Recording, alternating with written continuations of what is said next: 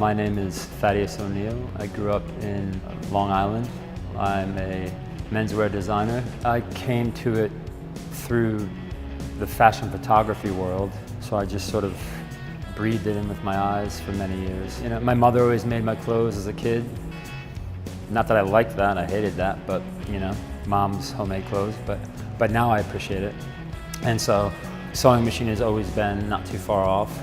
And before I knew it, I had a closet full of stuff that my friends really loved and they were encouraging.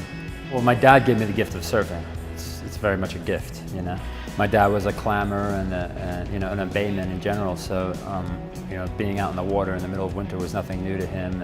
But also, you know, just an appreciation for forms. He'd pick up a piece of driftwood and enthuse about the shapes of it, drawing inspiration from natural forms in a very immediate way. I hope to teach my son to be a generous, enthusiastic person. There's no better way to create that sort of sensibility than to just let them loose in nature and guide them to respect it. I was out on the bay actually yesterday and the sun was going down and you know, just a sunset, beautiful, amazing sunset, but they're captivated in a very primeval way. So I don't think you need to do much, you know. I don't think I need to teach him much, I just need to expose him to that and let him take it on. Pierce intuition of what I wanted to be, you know, without getting modeled up with society kind of things. I was an Indian, and I wanted to be Tonto. I thought he was amazing, and I'm sure that what ties into that is just purely, you know, being out in nature, being on a horse and doing exciting things, and having adventures with a close friend, right? Like your Lone Ranger partner over there. The happiest I've ever been was you know, marrying my wife later on was just nice, pure happiness, you know, and then having my son was pure, ecstatic, outside yourself happiness.